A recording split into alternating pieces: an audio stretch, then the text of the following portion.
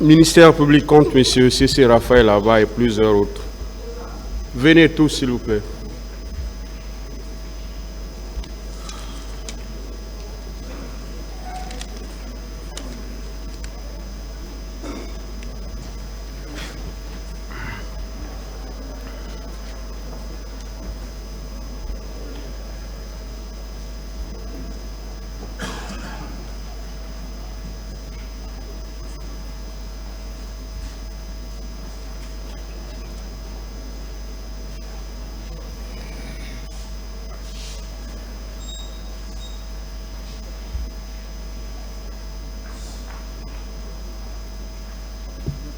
Monsieur Martin Pradel, Maître Martel Pradel.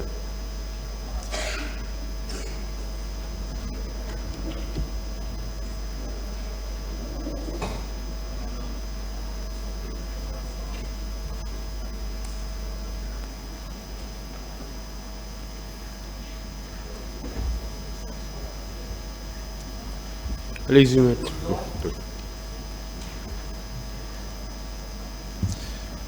Honorables assesseurs, messieurs les juges, je me tiens devant vous aujourd'hui avec une émotion profonde et une voix quelque peu cassée par l'importance du moment. Je me tiens devant vous avec émotion pour des raisons personnelles, car cette affaire est de celles qui consument ceux qui y participent. Avec émotion, Monsieur le Président, Messieurs les assesseurs, car voilà 14 années que je me tiens avec mes confrères aux côtés des victimes. Disons-le, c'est une part très importante de toute ma vie professionnelle. J'étais encore bien jeune, Monsieur le Président, quand cette affaire a débuté, et depuis, ma barbe a bien blanchi. Je me tiens devant vous avec humilité aussi, car je sais combien les événements du 28 septembre 2009, survenus au stade de Conakry, ont marqué la Guinée de manière indélébile. Au nom des victimes des tragiques événements du 28 septembre 2009, avec mes confrères, nous plaidons que ces événements dont la brutalité et la violence ont choqué, ont laissé des blessures profondes, tant physiques que psychologiques, chez des centaines de victimes et dans leurs familles.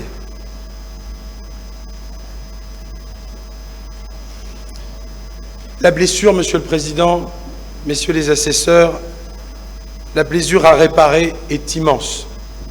Je parle de blessure à l'échelle du pays, car je sais combien la Guinée tout entière a été meurtrie par ces crimes qui, disons-le, à certains égards sont incompréhensibles, par ces crimes d'une ampleur et d'une violence inouïe dans le pays. Je parle de blessures pour les hommes, les femmes et les enfants de la région ouest-africaine qui ont, eux aussi, ressenti la douleur et la honte de ces violences. Je parle de blessures à l'échelle de notre humanité, car cette violence s'est déchaînée d'une telle manière contre des civils sans défense, des hommes, des femmes, des très jeunes et des vieux, qu'elle a meurtri bien au-delà des balles reçues en plein cœur, bien au-delà des viols commis à l'arme blanche, à ciel ouvert, bien au-delà du cas de ces familles qui s'interrogent chaque jour, Monsieur le Président, Messieurs, sur le sort de leurs disparus depuis 14 années chaque jour. La gravité des faits, l'importance de notre tâche, l'attente de justice me font me tenir devant vous avec humilité, en humanité. Nous sommes réunis ici pour évoquer les actes odieux qui ont été perpétrés ce jour-là. Des meurtres, des viols, des tortures, des violences, des pillages, des actes qui ont été commis de manière généralisée et systématique, constituant ainsi des crimes contre l'humanité. Notre objectif est clair, démontrer la responsabilité des accusés dans ces crimes et vous demander, Monsieur le Président, Messieurs, de rendre justice aux victimes afin que de tels actes ne se reproduisent jamais. Nous voulons que les responsables soient tenus de rendre des comptes. On me dit qu'un proverbe africain nous enseigne que la vérité est comme le baobab, une seule paire de bras ne peut l'embrasser. Mon confrère Gilbert Camara me disait que c'était peut-être même un proverbe baga. Ce proverbe, il nous dit une chose essentielle. C'est que la quête de justice nécessite de la patience, du temps et les efforts conjugués de toutes et de tous. Et cette affaire en est l'illustration. Parce que les avocats ont été nombreux pour soutenir les victimes depuis le premier jour et sans défaillir depuis 14 années. Il faut saluer mon confrère Hamidou Bari. Il faut saluer mon confrère Alpha Amadou Desba. Il faut saluer ma consoeur Alimatou Camara. Il faut les saluer toutes et tous. Je ne les nomme pas tous, mais ils étaient là, à soutenir les plus pauvres d'entre nous, les plus meurtris, ceux qui avaient tout perdu, même leur dignité, depuis 14 années. Il a fallu des juges d'instruction, je le dis avec émotion comme avocat, des juges d'instruction qui ont fait un travail long et difficile, dans des conditions matérielles souvent dégradées, au mépris du danger, parce que, disons-le, c'était dangereux. Il faut saluer ces magistrats de l'instruction qui n'ont jamais failli, même s'ils n'ont pas toujours été très bien soutenus. Et vous m'avez compris. Nous savons la réalité du terrain. Nous, avocats, nous savons la réalité du terrain pour les magistrats de Guinée. Pas seulement de Guinée, mais en Guinée, en l'occurrence, c'était le cas. Ils ont fait leur travail de magistrat en restant loyal et droit, avec un courage qui restera marqué dans ma mémoire comme un exemple flamboyant du meilleur de ce que peut donner la Guinée, envers et contre toutes les difficultés. Et puis il y a votre tribunal, Monsieur le Président, messieurs. Il y a votre tribunal depuis 19 mois. Votre tribunal est constitué, il est mobilisé. La défense, je la salue. Elle est présente avec courage. Je pense que ce n'est pas tous les jours difficile, ce n'est pas tous les jours facile non plus. Puis il y a les parties civiles. Alors les parties civiles aujourd'hui, institutionnellement, elles sont soutenues, mais elles ont espoir. Elles ont espoir, et puis il y a la rue, il y a le monde qui retient, disons-le, sa respiration. Les faits qui vous sont exposés depuis le début de ce procès sont soutenus par des témoignages accablants et des preuves irréfutables, Monsieur le Président, messieurs. Tour à tour, depuis avant-hier, nous autres avocats de la partie civile abordons le contexte politique de l'époque, les détails des événements du 28 septembre, les responsabilités individuelles des accusés et enfin la nécessité de requalifier ces faits en crimes contre l'humanité, comme l'a demandé le parquet. Peut-être sortons-nous un peu de notre rôle de seule partie civile. Mais Monsieur le Président, messieurs, pardonnez-nous. 14 années que les victimes attendent que des responsabilités individuelles soient déduites de cette affaire. Bien sûr, nous sortons de notre rôle en allant pointer des responsabilités individuelles alors que c'est certainement le rôle du parquet. Bien sûr. Mais nous devons le faire. C'est ce qu'attendent de nous les parties civiles.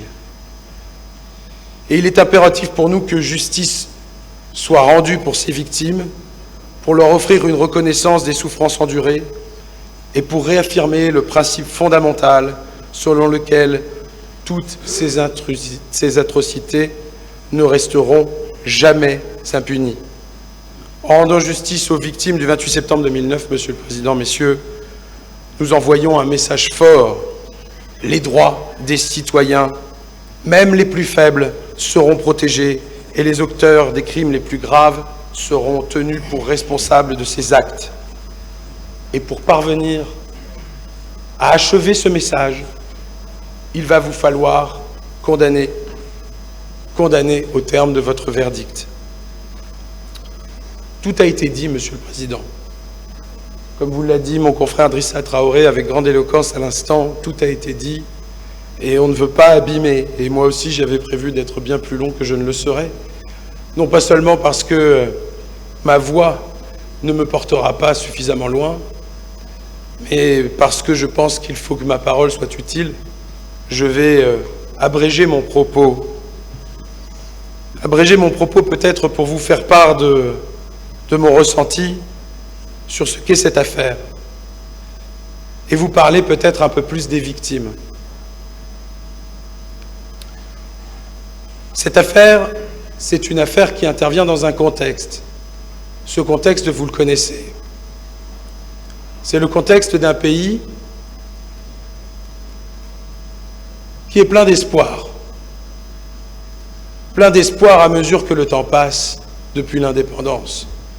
À chaque mouvement, la population pense qu'elle va pouvoir s'exprimer, pense qu'elle va pouvoir être représentée. Il faut un deuxième président pour qu'on parle enfin de multipartisme, et puis un multipartisme qui s'exprime bien mal finalement.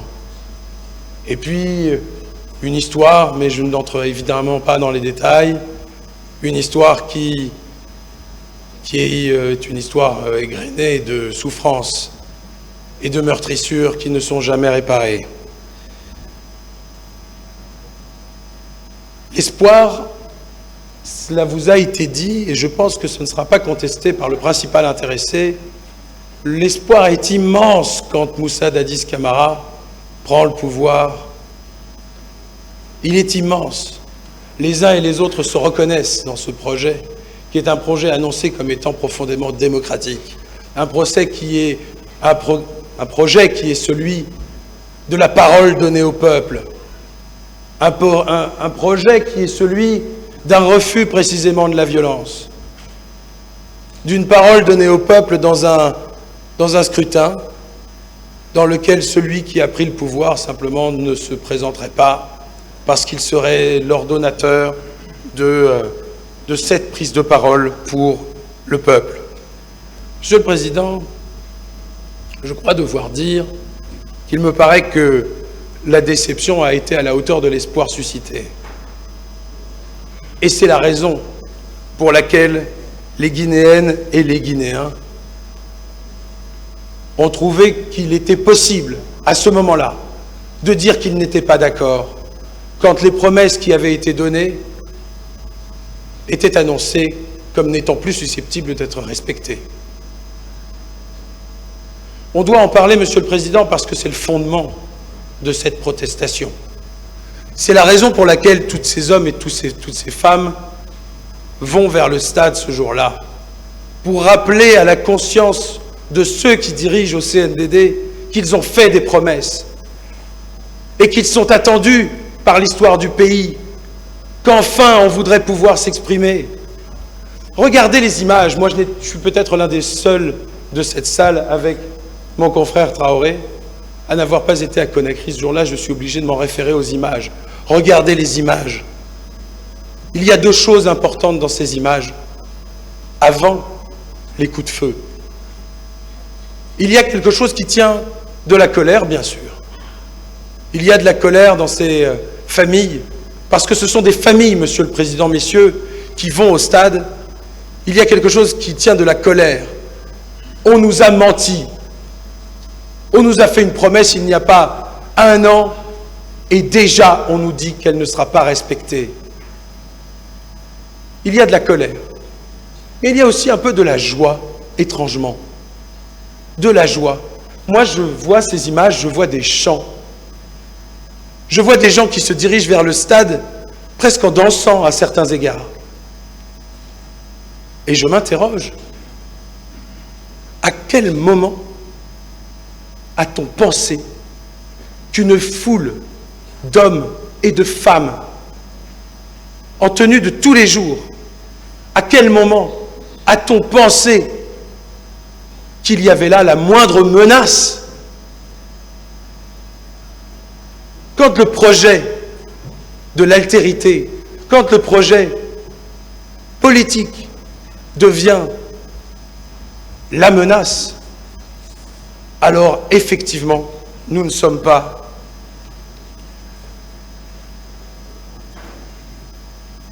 dans quelque chose qui ressemble à la parole qui avait été donnée à ce peuple. Finalement, on peut comprendre cette foule. Cette foule, c'est une personne, toute sa vie, qui a été mal aimée, violentée, à qui on n'a jamais donné la parole. C'est cette personne qui est au fond du village, et elle est méprisée, cette personne. Et puis un jour, on lui tend la main, et on lui dit « Tu es importante, toi aussi ». C'est ce que le peuple a ressenti. Je suis importante, peut-être moi aussi. Moi, peuple guinéen, on va peut-être enfin me donner la parole. Moi qui n'ai jamais eu la parole, moi qui n'ai jamais eu la possibilité de m'exprimer dans toute ma sensibilité, dans mes convictions politiques, au-delà des carcans dans lesquels on m'assigne, je vais enfin pouvoir avoir cette vie politique à laquelle j'aspire. Et puis soudain, on lui rappelle à cette personne qu'en fait, c'est beaucoup trop compliqué. C'est beaucoup trop compliqué de lui donner la parole. C'est beaucoup trop compliqué de lui donner la parole. Et donc, elle se dirige vers le stade, dans la confusion, parce que je crois que dans l'esprit de chacun, il n'est pas très clair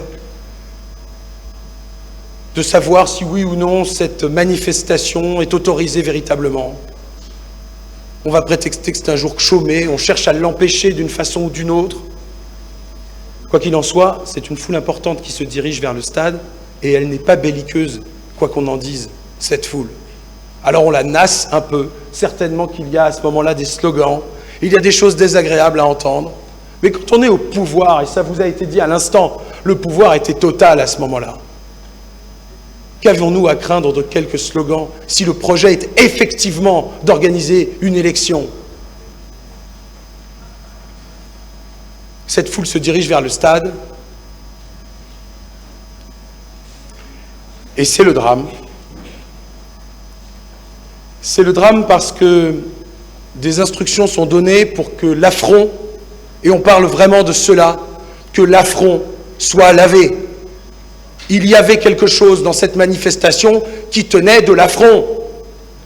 Moi aussi, j'ai vu ces vidéos du chef de l'État de l'époque, le capitaine-président Moussa Dadis Camara. J'ai vu la conception qu'il a de lui-même. Fallait-il lui parler les yeux dans les yeux, lui dire la vérité et avec force? Certainement pas, Monsieur le Président. Baisser les yeux avec humilité, montrer crainte et déférence, c'était cela qu'il attendait. Et ce peuple-là qui se rebelle, qui sont-ils? À tous les coups, ils sont pauvres en plus. Et puis, ils sont guinéens. Et puis, ce ne sont pas mes partisans. Je ne peux pas laisser passer cet affront. Monsieur le Président, je n'ai pas la clé. Je comprends que les répressions de mouvements politiques peuvent dégénérer. Je viens d'un pays qui a connu cela aussi et qui n'a aucune leçon à donner. Mais je n'ai pas la clé sur les viols, Monsieur le Président. Je ne les comprends pas. À quel moment y a-t-il quoi que ce soit de la répression politique à violer ces femmes? Y a-t-il quoi que ce soit de politique à leur donner la leçon en les perforant à coups de dague dans le bas du ventre, en les honnissant d'injures, avant de les violer, Monsieur le Président, messieurs, avant de les violer à l'arme blanche. Y a-t-il quoi que ce soit qui puisse être compris dans cette affaire?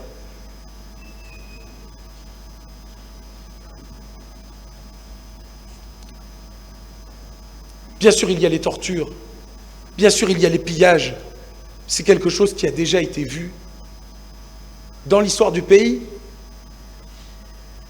Mais ces viols, on s'en prend à nos filles. On s'en prend, Monsieur le Président, à nos mères. On s'en prend à nos sœurs. C'est incompréhensible. Incompréhensible. Incompréhensible pour la Guinée, incompréhensible pour la région, incompréhensible pour l'Afrique entière, incompréhensible pour notre humanité, incompréhensible. Moi, je comprends parfaitement que personne ici ne veuille prendre la responsabilité de cela. Ils étaient aux commandes. C'est ainsi que les choses se sont passées. C'est indubitable. Indubitable. Le monde entier a été choqué. Le monde entier a été meurtri. Mais plutôt que de tenir compte de la gravité de l'instant, qu'est-ce qui a été entrepris? Il a été entrepris de tout faire pour étouffer tout cela. Feu et contre-feu. Commission nationale d'enquête pour démonétiser la Commission internationale d'enquête. On parle de la Cour pénale internationale parce que c'est suffisamment grave pour que la Cour pénale internationale puisse être envisagée. Alors, on saisit la justice guinéenne. Monsieur le Président, cela n'est pas très flatteur, ce que je vais vous dire. Mais on ne saisit pas la justice guinéenne pour qu'elle réussisse. Elle réussira. Mais on ne la saisit pas pour qu'elle aille au bout. On ne la saisit pas pour qu'elle fasse toute la vérité. Elle n'est pas saisie. On ne la saisit pas pour que tout ce qui a été dit dans le cadre de ce procès soit dit. Clairement pas. Clairement pas. Celui qui règne à ce moment-là n'a pas du tout dans l'idée de cela. Il a plutôt, je le pense, c'est ma conviction, Monsieur le Président, messieurs, il a plutôt dans l'idée que comme la saisine de la Cour pénale internationale est nécessairement subsidiaire, on met en avant la procédure pénale guinéenne pour dire qu'il est inutile de saisir la justice internationale. Voilà la réalité des choses. On n'est pas dans une recherche de justice. On est dans une recherche d'impunité en saisissant la justice. Évidemment, c'est parfaitement paradoxal, mais c'est très réaliste. Parce que, de mémoire de Guinéens, tous les crimes qui ont été commis par le passé de cette ampleur, tous les crimes ont été impunis. Il n'y a jamais eu de procès pour aucune de toutes ces victimes qu'a connu l'histoire de la Guinée. Et toutes vos familles en savent quelque chose. Donc le pari, à ce moment-là, ce n'est pas le pari d'une justice qui va réussir.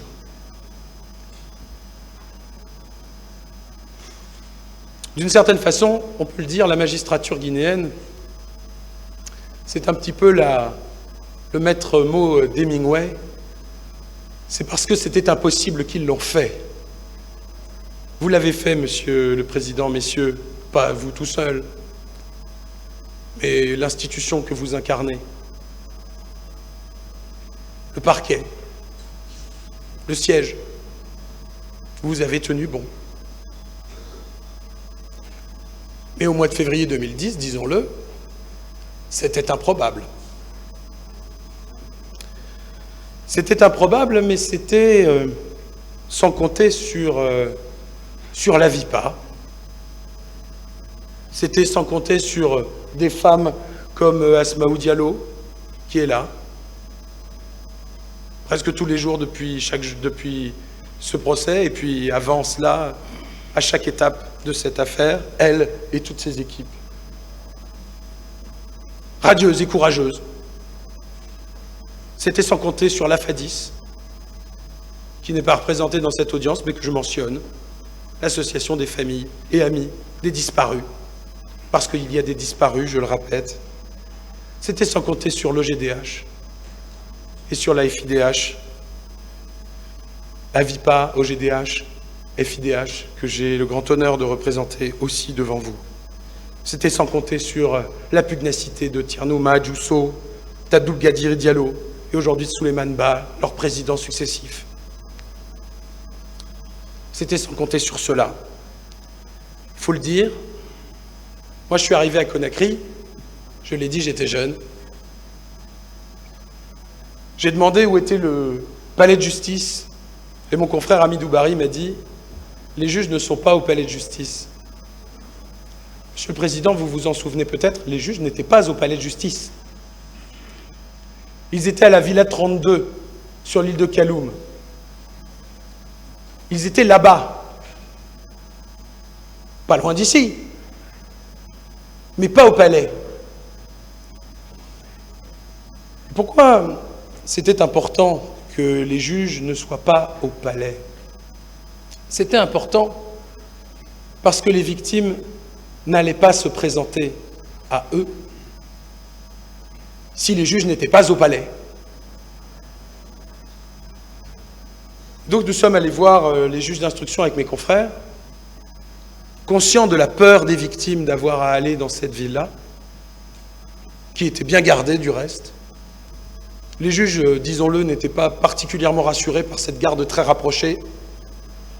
Les victimes n'étaient pas du tout rassurées, pour ne pas dire qu'elles étaient parfaitement effrayées à l'idée de se présenter aux juges, et les juges de nous dire « on a un problème, les victimes ne viennent pas nous voir, un jour, la conséquence sera tirée de ce que, comme aucune victime ne vient nous voir, il n'y a donc pas de victime. » Voilà ce que nous ont dit les juges.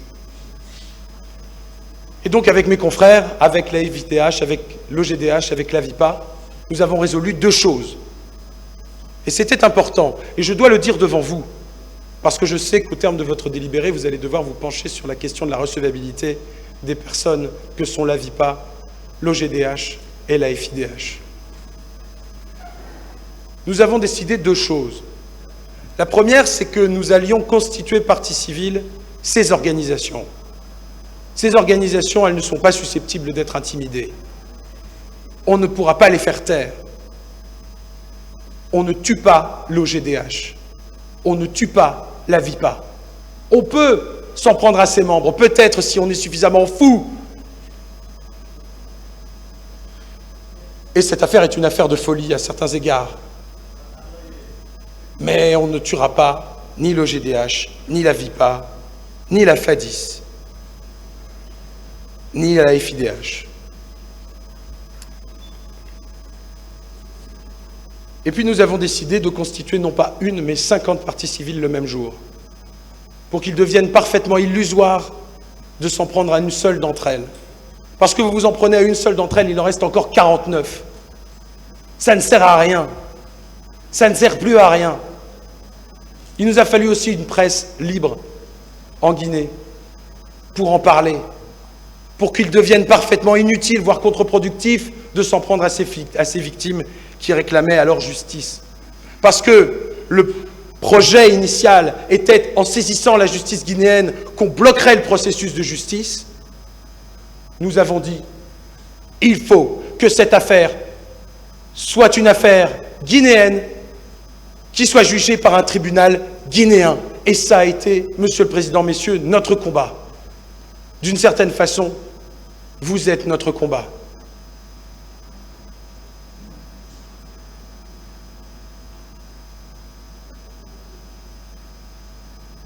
Dans mon parcours, Monsieur le Président, dans cette affaire, j'ai été profondément marqué par la dignité des victimes. Par la dignité des victimes qui, au-delà de tout, au-delà de la pauvreté de leurs moyens, parfois de leur éducation, comprenait parfaitement ce que c'est que la justice. Et en dépit du fait qu'en Guinée, personne n'y croyait trop, avait une idée très exacte de ce que pourrait être une justice. Très exacte. Même ceux qui n'y sont jamais confrontés, même ceux qui n'y ont jamais eu droit, savent exactement ce qu'est une bonne justice. Une bonne justice, c'est une justice qui sait punir. Monsieur le Président, messieurs, vous y êtes invités, je pense, par le parquet. Et c'est une justice qui répare.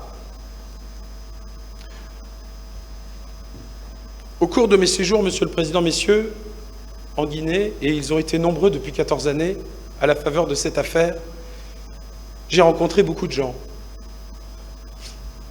Et parce que j'ai défendu des gens qui parfois étaient très simples, parfois j'ai rencontré des gens très éduqués, mais qui avaient aussi tout perdu, et qui du coup se trouvaient dans une pauvreté très extrême. J'ai rencontré du ministre au porteur d'eau des gens qui me tenaient un seul et même discours. Quand on parlait de la Guinée, on me disait « le problème de la Guinée, c'est l'impunité ». Et beaucoup m'ont dit à l'époque que j'étais fou moi-même d'y croire. Un jour, j'ai fait la promesse à Asmaoul Diallo que je continuerai à revenir en Guinée jusqu'à ce qu'il y ait un procès. Je crois avoir tenu promesse.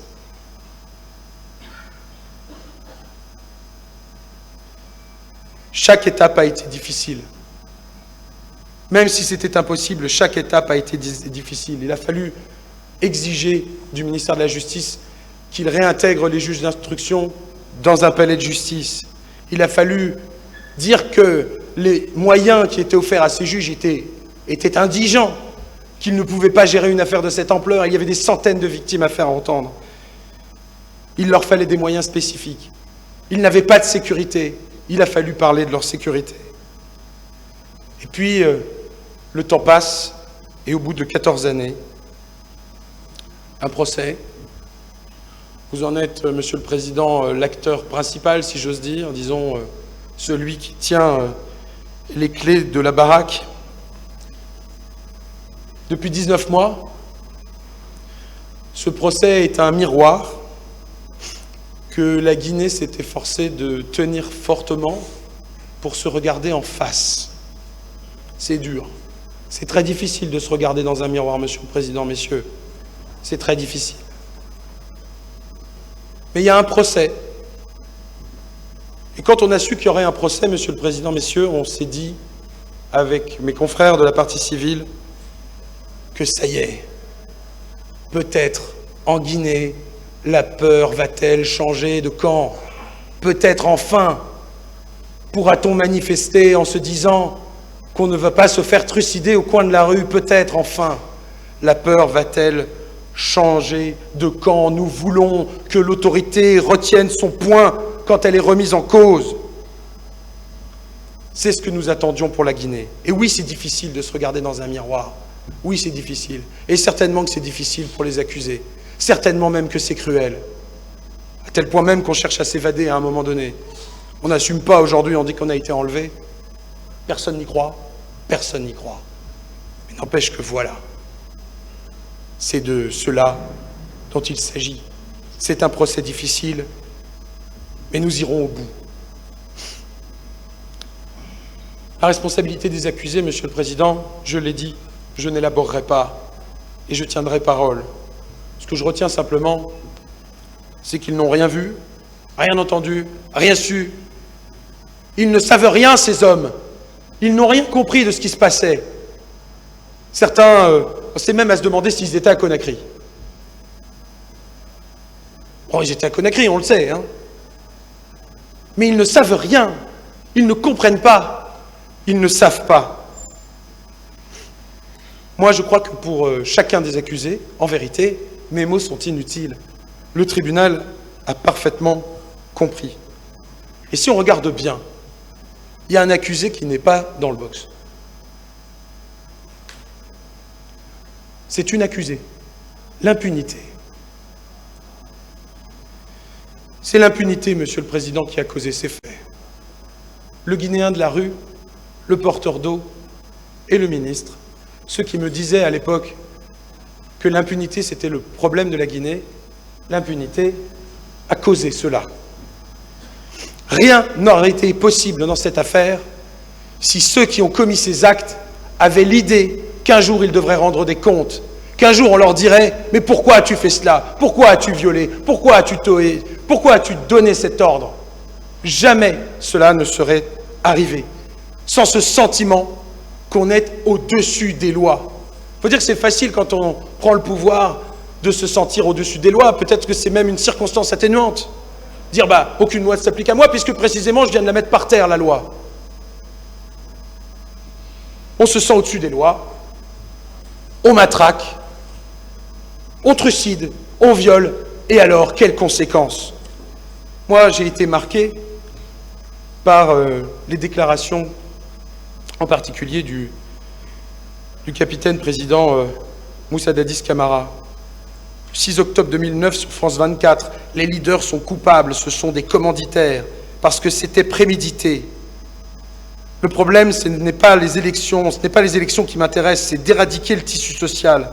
Rien ne sert d'organiser des élections libres et transparentes dans ce pays s'il y a un clan qui tend à l'extrémisme, des fanatiques qui sont là avec des voiles noirs, des extrémistes purs et simples qui ont toujours secoué le régime de Lansana Conté. Leur stratégie, c'était de conduire cette marée humaine pour qu'il y ait un accrochage entre la République et les sympathisants pour que la communauté internationale puisse parler d'un problème de décès. Monsieur le Président, c'est un problème de décès? Quel cynisme dans ce mot immédiatement prononcé après ces faits. Sur Télésud, le 9 octobre 2009, soi-disant que c'est une marche de leaders qui avait pour mission d'aller au stade du 28 septembre pour faire une déclaration comme quoi le président Dadis ne doit pas être candidat. À partir de cet instant, tout le reste était inévitable. Si la marche avait été pacifique, ça aurait été pardonnable. Mais ils ont saccagé la police et la gendarmerie et pris les armes, donc les leaders sont responsables parce qu'ils n'ont pas su canaliser leurs hommes. Mais comment les victimes comprennent-elles cela, Monsieur le Président? Quand le capitaine président Moussa Dadis Camara dit cela à cet instant, on sait ce qui s'est passé dans les camps, aujourd'hui on le sait, les tortures, on sait les viols, on sait les meurtres, on sait tout cela. Il accuse encore, 15 jours plus tard, 10 jours plus tard, il accuse encore la foule. Et puis, il y a cette interview dans le New York Times. Oui, des gens sont morts au stade, mais ce n'était pas une manifestation pacifique. Les manifestants ont détruit des postes de police et ont volé des armes. D'accord, les États-Unis vont me faire partir, mais après moi viendront les intégristes, Al-Qaïda et les narcotrafiquants. Un Africain comme moi leur manquera parce qu'il n'y en a pas d'autres comme moi. Mais il parle de lui, Monsieur le Président. Il parle de lui. Pas un mot pour les victimes. Pas un mot de compassion. Il parle de lui-même, de son avenir, de son mandat, de politique. Pas un mot pour les victimes, pas un mot pour les femmes détruites, pour les familles. Pas un mot pour les disparus. Ces gens n'existent pas. Et si vous regardez bien, et c'est ma douleur au terme de ce procès, et je m'en tiendrai là, en ce qui concerne M. Moussa Dadis Camara, et les autres aussi. Pas un mot pendant ce procès, pas un mot de compassion, pas un mot de désolation sur ce qui s'est passé, sauf peut-être, d'ailleurs il faut bien le noter, de la part de M. Sidiki Diakité Ditumba. C'est une exception, il faut que je le dise, par honnêteté à l'égard du tribunal. Je n'ai pas entendu le moindre mot de compassion pour ces familles et ces victimes dont on dit aujourd'hui qu'elles mentiraient devant votre tribunal. Ce sont des gens qui auraient un agenda, peut-être? Ce sont des gens, Monsieur le Président, messieurs, qui ont tout perdu. Tout perdu. Dignité, situation, tout perdu. Certains garderont toute leur vie les stigmates de ce qui s'est passé ce jour-là, il y a 14 ans. tout perdu. Certains ne reverront jamais les membres de leur famille. Il y a des disparus. Il y a Madame Abbé, dont j'ai encore entendu au cours du procès qu'elle serait une menteuse. Je la connais bien, cette femme. Elle accuse le gendarme Mamadou Aliou Keïta. Oh, il n'est pas responsable de tout, hein, monsieur Keïta. Il n'est pas responsable de tout, il est responsable de ce qu'il a fait. C'est déjà bien suffisant. Bien suffisant. Mais quand cette femme est venue me voir à l'occasion d'un de mes séjours à Conakry, elle ne voulait pas parler. Elle ne voulait pas aller voir les juges. Elle est venue me voir et elle avait peur et elle avait honte. Elle était inquiète que son nom soit prononcé. Elle était inquiète que sa famille la chasse, parce que c'est aussi une réalité que je n'enseigne pas au tribunal. C'est une réalité que dans trop de pays, la honte soit sur les épaules de la femme qu'on a violée. Et elle a choisi de dépasser cette honte.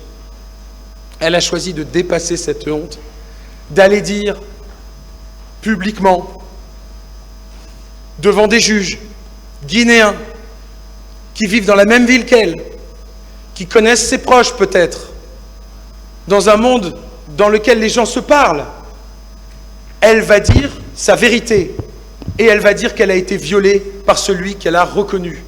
Ça lui coûte, Monsieur le Président, de le dire. Elle souffre et ça lui coûte, ça la fait souffrir encore et encore de devoir le dire, encore et encore. Et elle sait que sa parole va être remise en cause. Et elle est remise en cause, sa parole. Donc il faut qu'elle soit confrontée. Elle sera confrontée. Et elle ira jusqu'au bout. Et elle tiendra sa version sans scier, sans jamais varier le moins du monde. Et elle serait une menteuse. Et elle serait une menteuse. C'est ça qu'on vous dit. Qu'elle aurait, je ne sais pas, un désir de vengeance, parce que le gendarme ne se serait pas marié avec celle avec laquelle elle aurait partagé sa concession. Mais c'est insensé, Monsieur le Président. C'est insensé.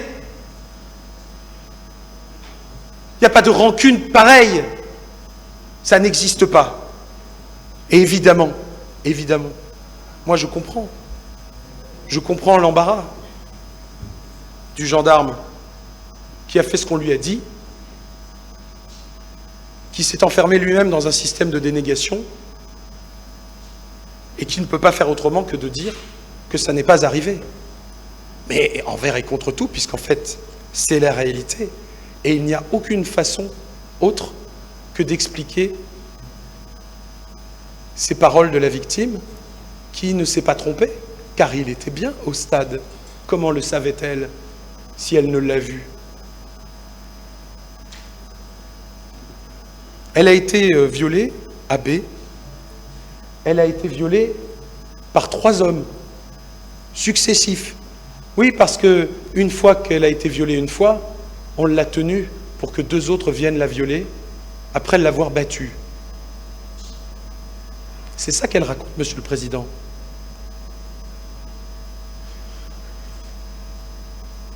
Elle est souillée, cette femme, diront ceux qui vivent dans un monde qui n'est pas le nôtre en vérité.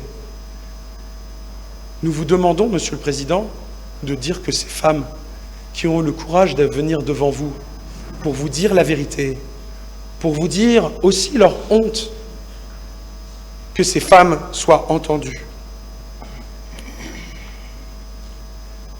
Monsieur le Président, messieurs, cette affaire, ce n'est pas qu'une affaire de violence sexuelle ou de crimes de sang, même de torture.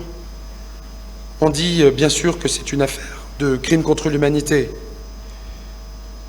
Et c'est certainement ce qui a justifié la mise en œuvre d'une commission nationale d'enquête pour répondre à la commission internationale d'enquête qui, dans ses conclusions, et s'était anticipé, en est arrivé à dire la simplicité qui est que cette affaire est une affaire dans laquelle nous voyons une attaque généralisée ou systématique sur une population civile en connaissance de cause. Sur l'attaque, ce que dit la Commission internationale d'enquête, c'est que les actes et violences constatés, de par leur nature, leur envergure et leurs caractéristiques, faisaient tous partie d'un ensemble de comportements qui indiquent une coordination entre les bérets rouges, les gendarmes de Tigboro et les miliciens dans la commission des 10 actes. C'est l'attaque. C'est une attaque généralisée. On voit que dans cette affaire, il y a des violences sexuelles, des disparitions forcées, qui sont des éléments essentiels de la caractérisation de ces faits et qui dénotent dans la jurisprudence internationale du caractère généralisé de l'attaque.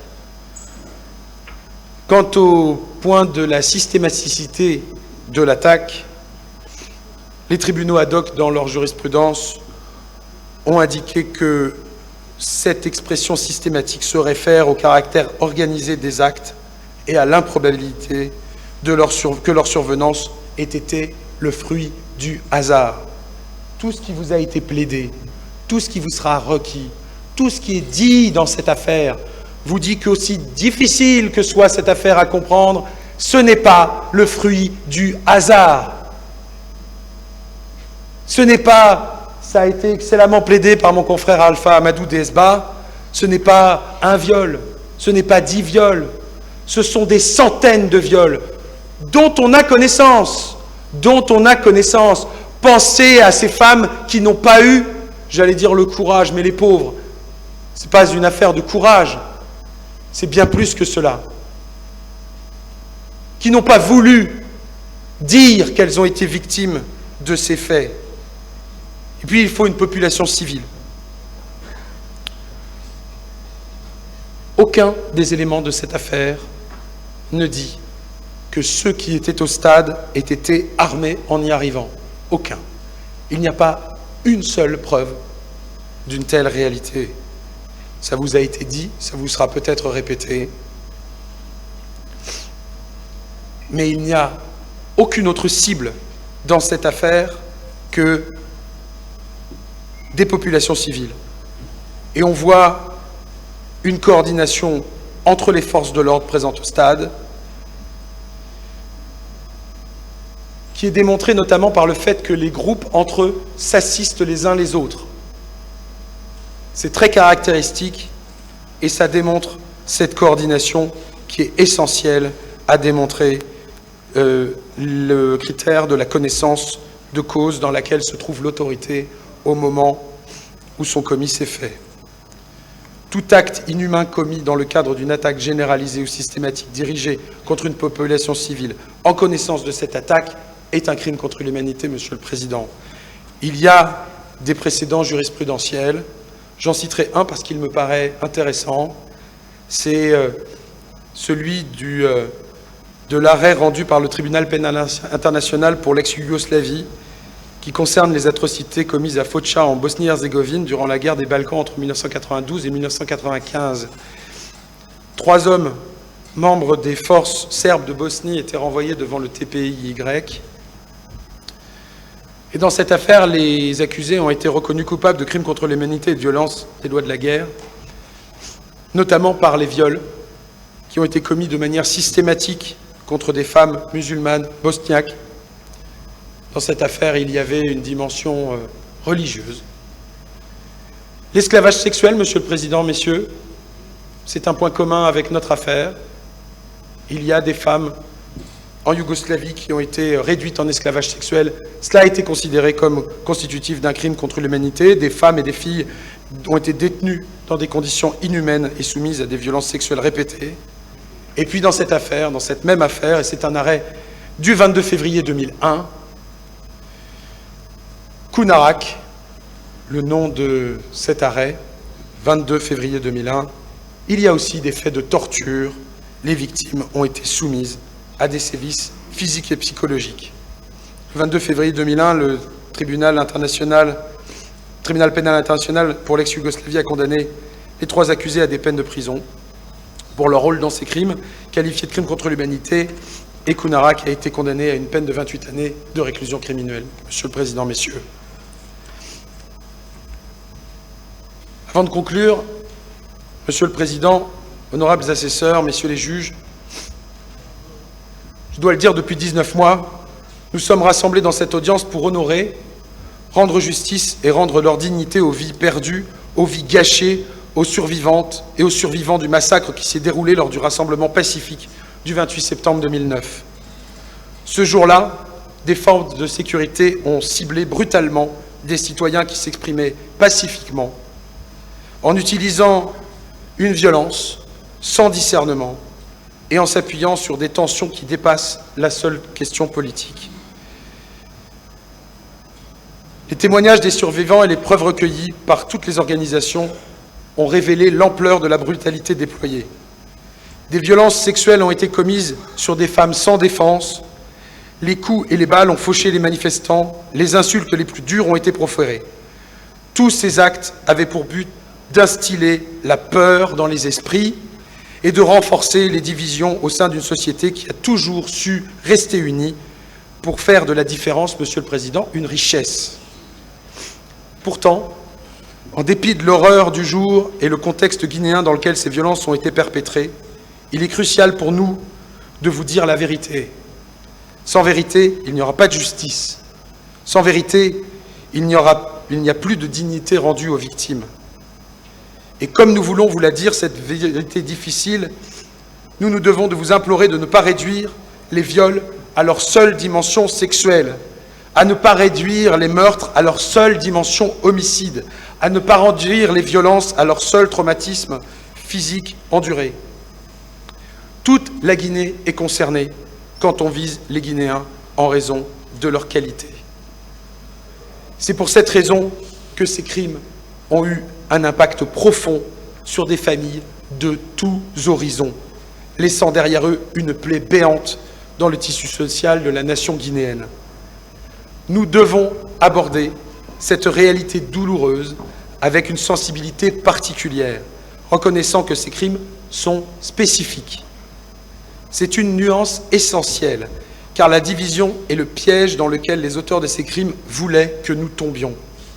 Notre devoir ici, devant ce tribunal, est de montrer la force d'une justice impartiale qui tient compte de la vérité des faits pour s'assurer que ceux qui ont été opprimés soient entendus dans leur cri de justice et que leur souffrance soit reconnue. Vous disposez, Monsieur le Président, messieurs, au dossier de tous les éléments pour comprendre et tirer les conséquences de ce qui se trouve à la racine de ces atrocités, comprendre les divisions et les manipulations politiques qui ont contribué à créer un environnement propice à la violence de masse. Cette compréhension, et j'en suis convaincu, cruciale, non seulement pour rendre la justice aux victimes, mais aussi pour prévenir que de tels actes ne se reproduisent.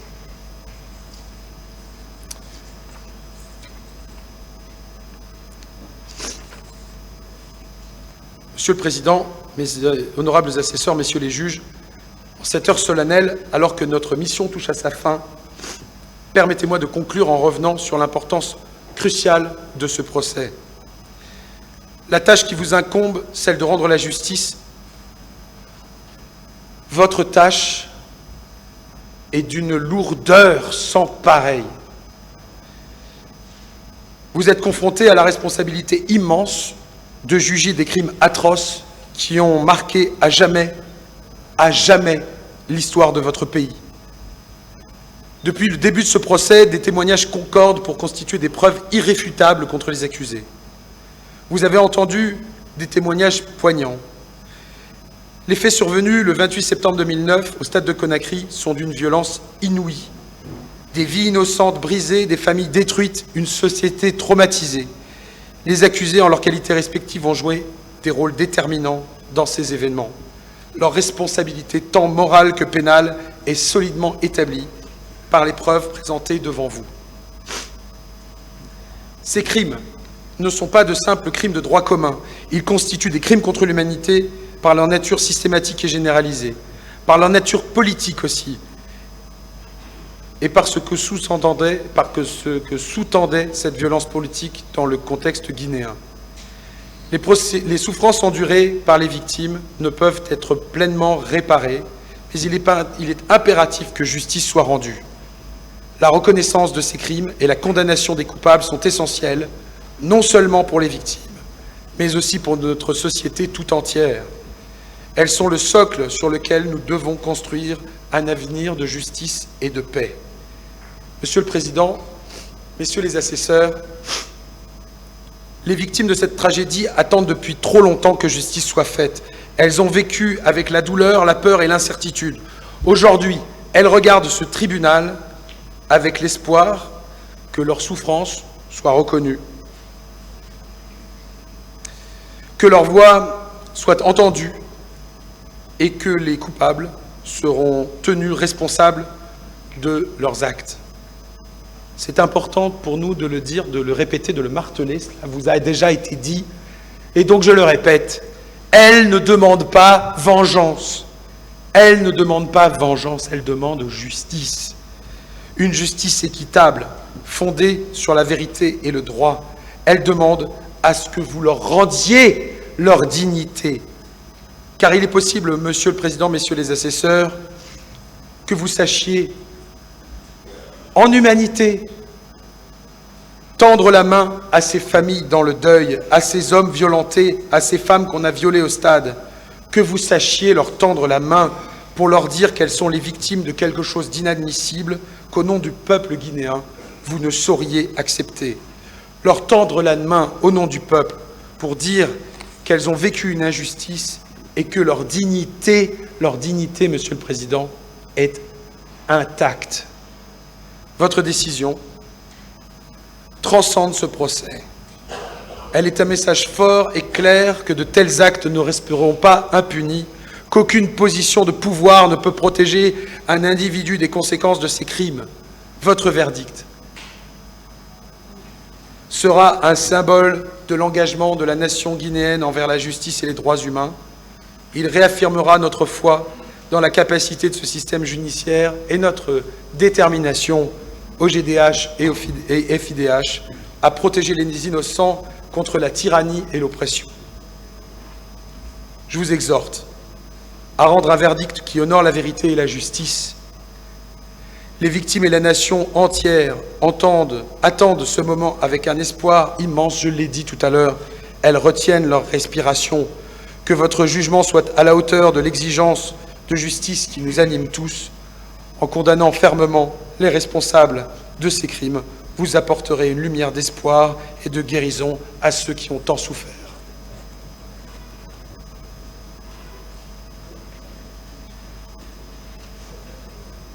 Maître Souadou Aribo.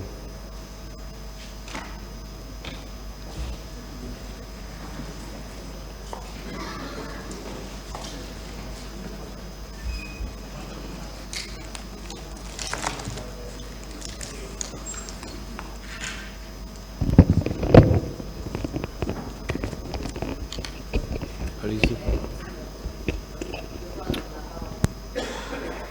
Les techniciens ne sont pas là. Aidez-la à réajuster le micro. Là.